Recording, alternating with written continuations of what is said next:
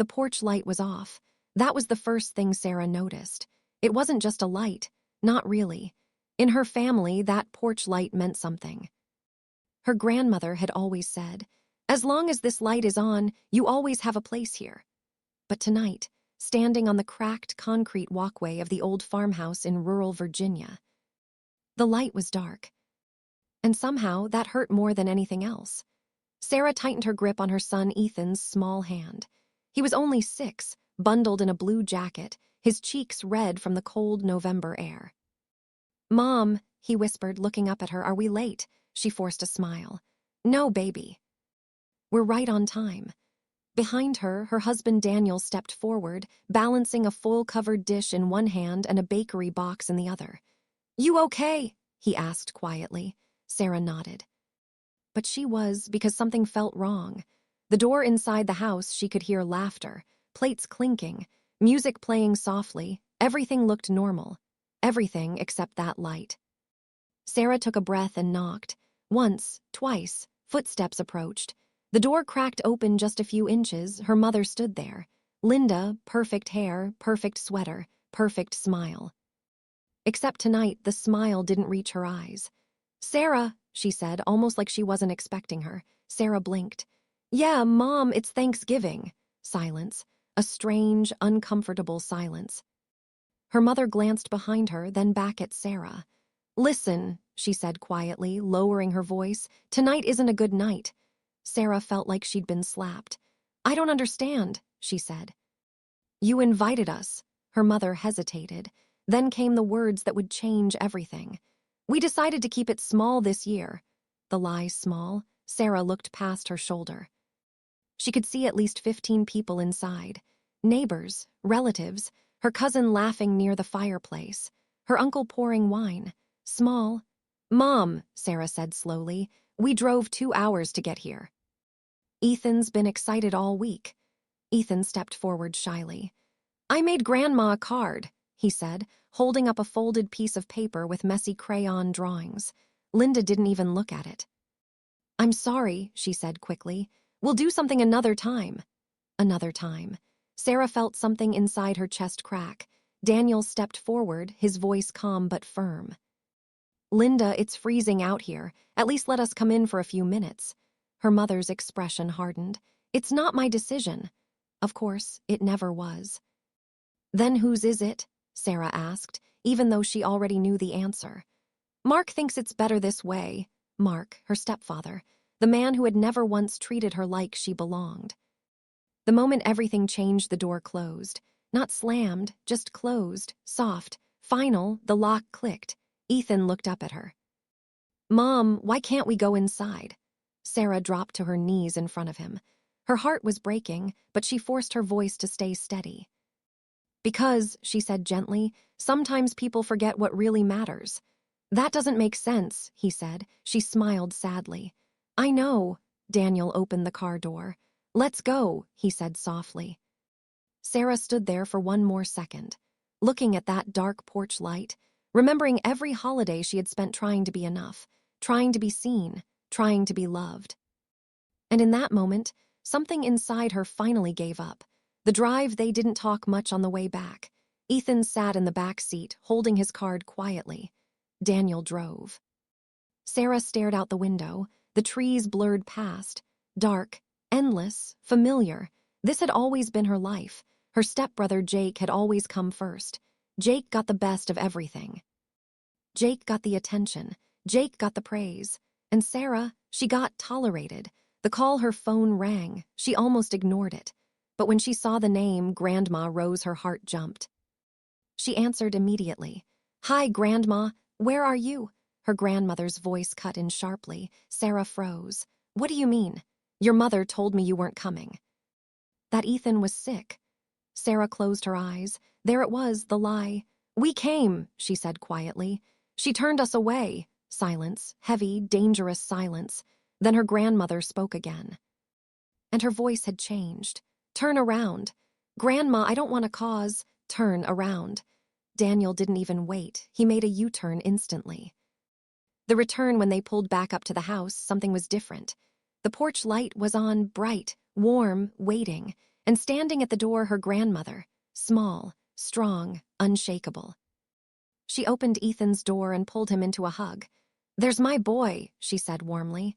"I've been waiting for you." Ethan smiled. "I made you something." She took the card like it was the most precious thing in the world. "I love it already." Then she looked at Sarah, and in her eyes there was something fierce. "Come inside," she said, and this time the door opened wide. The warmth hit Sarah the moment she stepped inside. It smelled like roasted turkey, cinnamon, and something painfully familiar, home. But tonight it didn't feel like home, not yet. Ethan clung to Grandma Rose's hand as she led him into the kitchen. "Let's get you something warm," she said softly. "Hot chocolate." His face lit up. "With marshmallows?" "Extra," she whispered. Sarah watched them go, her chest tightening. That was what love looked like. Simple, effortless, real. Daniel stepped beside her, lowering his voice. "You okay?" she nodded, but her eyes were already drifting toward the dining room. That's where the voices were. That's where they were. The table Grandma Rose didn't rush. She made Ethan his hot chocolate. She placed his little card on the refrigerator with a magnet shaped like a sunflower. She smiled at him like he mattered, like he belonged. Then slowly she straightened, and everything about her changed. Her shoulders squared, her expression hardened. "Stay here," she told Ethan gently. Then she turned to Sarah and Daniel. "Come with me." The silence before the storm, the dining room was full, too full for a small dinner. Conversations filled the air. Laughter echoed. Glasses clinked. But the moment Grandma Rose stepped into the doorway, everything stopped. It didn't happen all at once. It faded, like someone slowly turning down the volume of a crowded room, until silence. Mark sat at the head of the table, her grandmother's seat. Of course he did. He looked up, surprised. "Rose," he said, forcing a smile, "we were just about to get up." Her voice wasn't loud. But it didn't need to be. The room froze. Mark hesitated. Then, slowly, he stood. Grandma Rose took her seat, like it had never belonged to anyone else. "The truth begins, I have something to say," she began calmly. Sarah stayed near the doorway. Daniel's hand found hers, squeezed gently.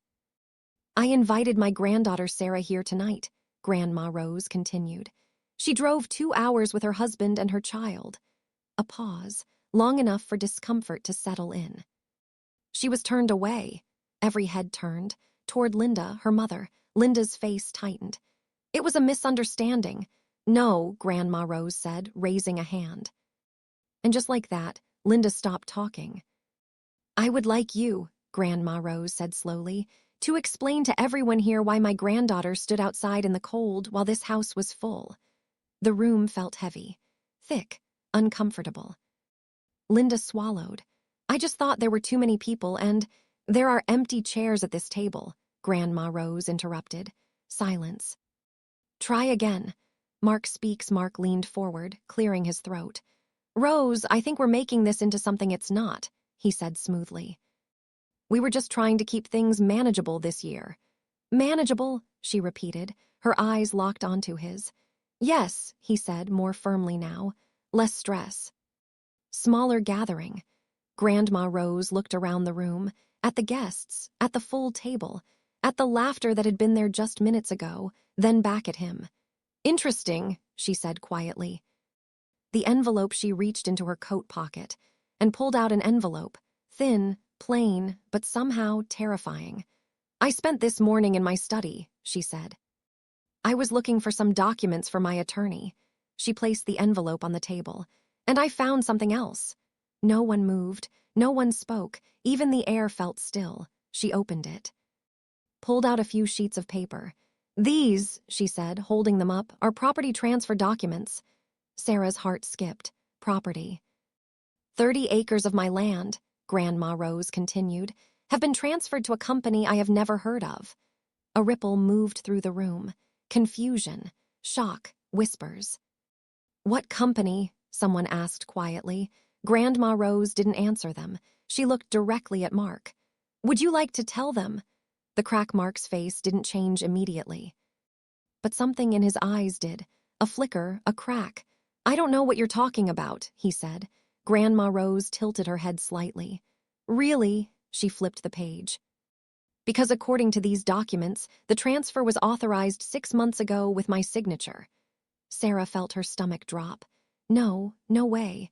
I never signed these, Grandma Rose said calmly. The words hit like thunder.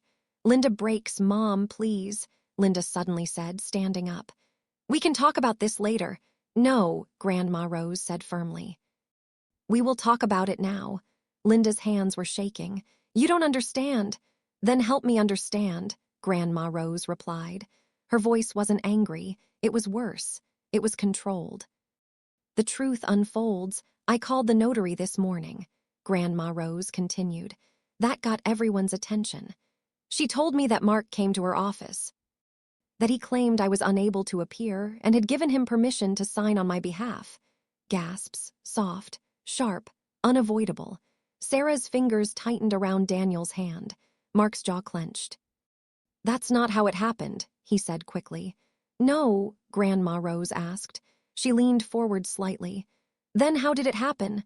The accusation silence, heavy, unforgiving silence. Then you forged my signature. The words landed like a bomb. Linda covered her mouth. Someone at the table whispered, Oh my God, Mark stood abruptly. That's a serious accusation, he snapped. And a serious crime, Grandma Rose replied calmly. She pulled out one last paper. My attorney is already reviewing this. Now the room wasn't just uncomfortable, it was stunned. Why Sarah wasn't allowed in Grandma Rose turned her head and looked at Sarah, standing in the doorway. Do you know why you weren't allowed in tonight? She asked gently. Sarah shook her head slowly. No, Grandma Rose's eyes softened just a little. Because you walk the land, she said. You always have. Sarah's breath caught. You notice things, Grandma Rose continued. You would have seen the new fence line, the survey markers. Everything clicked, all at once. The invitation, the sudden change, the closed door. It was never about space. It was about silence, about hiding something from her. The shift Sarah felt something rise inside her. Not sadness, not anymore. Clarity, pure, sharp clarity. They didn't want me here, she said quietly. Grandma Rose nodded once. No, she said, they didn't. The room was completely still. No one moved, no one spoke. It felt like the entire house was holding its breath. Sarah stood frozen in the doorway, her heart pounding so loudly she could hear it in her ears. They didn't want me here, she repeated softly. Grandma Rose looked at her, her expression steady. No, she said, they didn't. The breaking point, Linda collapsed back into her chair. Tears streamed down her face now, real ones this time. Mom, please, we didn't mean for it to go this far, she whispered. Grandma Rose didn't even look at her. Instead, she kept her eyes on Mark. You forged legal documents, she said calmly. You tried to steal land that has been in this family for generations. Mark's voice rose, sharp and defensive. I was protecting this family. No, Grandma Rose said. You were protecting yourself. The truth about everything. Mark slammed his hand on the table. That land was going to be ours anyway, he snapped. We've been here for years, taking care of you, managing things. Managing? Grandma Rose interrupted. Her voice was still quiet, still controlled, but now it cut. You mean taking advantage of me? Mark didn't answer, because he couldn't. Linda's last attempt. Linda stood again, her voice shaking. Mom, please, we can fix this, she said. It was a mistake. We'll reverse everything. Grandma Rose finally turned to her, and the disappointment in her eyes was unbearable. A mistake, she repeated. You lied to me. You locked my granddaughter out of her own home. You stood beside a man who forged my name. Linda broke down completely. I didn't know what to do, she cried. I didn't want to lose everything. And now you have, Grandma Rose said quietly. The decision. Grandma Rose stood up slowly. The entire room watched her. I have allowed you to live on this property for 12 years, she said. Rent-free, no questions asked. Linda's face went pale. Mom, that ends tonight.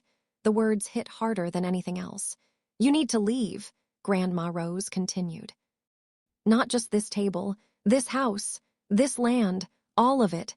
Shocked tonight, Linda gasped. It's Thanksgiving. Grandma Rose didn't blink. There's a hotel 10 miles down the road, she said calmly.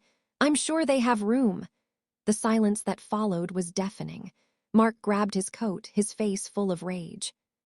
This isn't over, he said through clenched teeth. I'll get a lawyer. Grandma Rose met his stare without fear. You already had one, she said. He just wasn't legal. The final blow then, she said the words that no one expected. I'm changing my will. Every head snapped up. Linda froze. Mark stopped mid-step.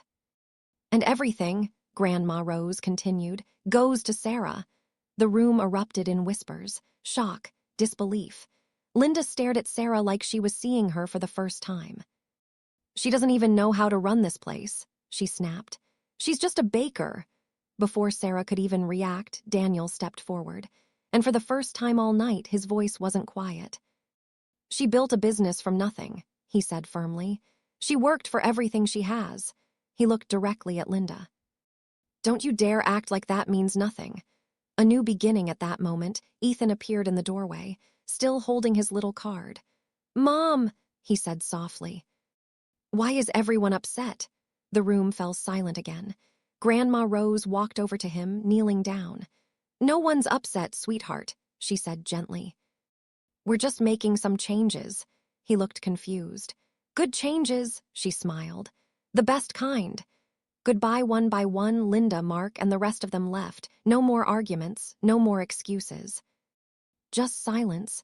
The sound of the door closing behind them echoed through the house.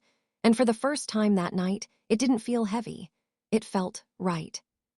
The table, finally full, Grandma Rose turned back toward the dining room, clapped her hands lightly. Well, she said almost cheerfully, that turkey isn't going to carve itself. A few people laughed, nervous at first, then real. The tension broke, slowly, gently, like a storm finally passing. She looked at Sarah. Come sit, she said, right here next to me. Belonging Sarah hesitated for just a second, then she walked forward, sat down. For the first time in her life, she didn't feel like a guest. She felt like she belonged. Ethan climbed into his chair, proudly placing his card on the table. Daniel squeezed her hand. And something inside Sarah finally settled. 1 year later, the porch light was on, bright, warm, unshaken. Snow covered the ground outside the farmhouse. Inside, the kitchen smelled like cinnamon and sugar. Sarah stood at the counter, frosting a cake. Her bakery had grown. Her life had changed. But the biggest change. She wasn't trying to earn love anymore. She already had it. Ethan ran into the kitchen, laughing. Mom, Grandma said I can help decorate. Of course she did, Sarah smiled. Grandma Rose walked in behind him, holding a tray of cookies. Don't worry, she said. I'll supervise. Daniel followed, carrying firewood, his cheeks red from the cold. This was her family. Not the one that shut the door, the one that opened it. The meaning of the light later that night, Sarah stood on the porch, wrapped in a blanket, watching the light glow above her. Grandma Rose joined her quietly. You see, she said softly. Sarah looked at her. The light was never really off, Grandma Rose continued. Some people just try to hide it. Sarah smiled. And now, Grandma Rose squeezed her hand. Now it stays on. Final message: if you've ever stood outside a door that wouldn't open, if you've ever felt like you had to prove your worth just to be loved, listen carefully. You are not the problem. Some people just don't know how to love properly, and that's not your fault.